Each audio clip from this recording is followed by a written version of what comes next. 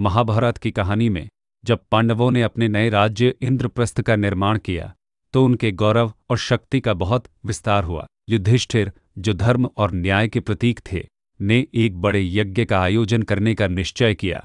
इस यज्ञ का नाम था राजसूय यज्ञ। यह यज्ञ वही राजा कर सकता था जिसे सभी राजाओं का सम्मान और स्वीकृति प्राप्त हो और जो चक्रवर्ती सम्राट बनने के योग्य हो। युधिष्ठिर ने अपने भाइयों और गुरुओं से इस यज्ञ के बारे में बात की। सभी ने युधिष्ठिर के इस प्रस्ताव का समर्थन किया, लेकिन इस यज्ञ को सफल बनाने के लिए उन्हें सभी राजाओं का सम्मान और स्वीकृति प्राप्त करनी थी। इस रास्ते की सबसे बड़ी बाधा थी मगध का राजा जरासंध। जरासंध बहुत शक्तिशाली था और उसने कई राजाओं को बंदी बना रखा था। श्री कृष्ण की मदद से भीम ने जरासंध का वध कर दिया, जिससे सभी बंदी राजा मुक्त हो गए। इस प्रकार युधिष्ठिर के राजसूय यज्ञ के रास्ते की सबसे बड़ी बाधा दूर हो गई। जरासंध के वध के बाद पांडवों ने सभी दिशाओं में अपने भाइयों और योद्धाओं को भेजा ताकि वे अन्य राजाओं को अपने राजसूय यज्ञ में आमंत्रित कर सके। अर्जुन, भीम, नकुल और सहदेव ने सभी दिशाओं के राजाओं को निमंत्रण दिया और उन्हें युधिष्ठिर की अधीनता स्वीकार करने के लिए कहा। देखते ही देखते सभी दिशाओं से राजाओं और ऋषियों का आगमन इंद्रप्रस्थ में होने लगा। यह एक भव्य समारोह था। पांडवों ने सबका बहुत सम्मान किया। युधिष्ठिर ने इस यज्ञ का आयोजन बहुत ही भव्यता से किया था। राजसूय यज्ञ का सबसे महत्वपूर्ण चरण था अग्रपूजा का आयोजन। अग्रपूजा का अर्थ होता है यज्ञ में सबसे पहले और सबसे अधिक सम्मान किस व्यक्ति को दिया जाए।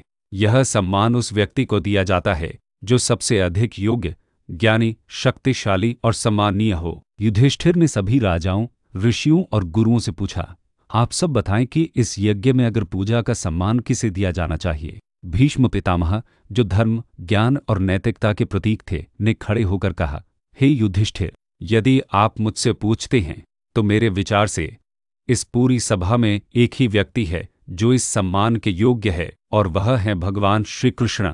भीष्म पितामह ने कहा, श्री कृष्ण ही एकमात्र ऐसे व्यक्ति हैं जो हर तरह से इस सम्मान के योग्य हैं। वह केवल एक योद्धा नहीं है, बल्कि वह धर्म के ज्ञाता, ज्ञानी और इस पूरी सृष्टि के स्वामी हैं। उनके बिना यह यज्ञ अधूरा है। भीष्म पितामह की इस बात का सहदेव ने भी समर्थन किया। सहदेव ने कहा, हाँ, मैं भी भीष्म पितामह की बात का समर्थन करता हूँ। श्री कृष्ण ही अग्रपूजा के योग्य है।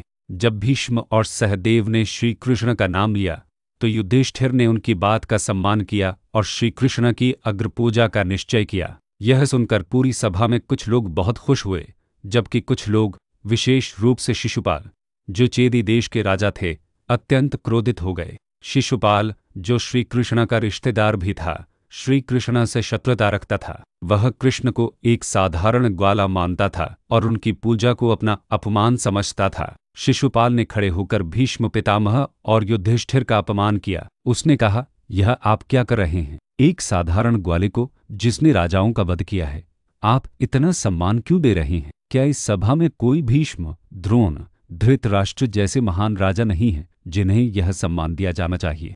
शिशुपाल के अपमानजनक वचनों को सुनकर कई राजाओं ने उसका समर्थन किया। उन्होंने कहा कि यह उचित नहीं है कि एक साधारण व्यक्ति को इतना बड़ा सम्मान दिया जाए।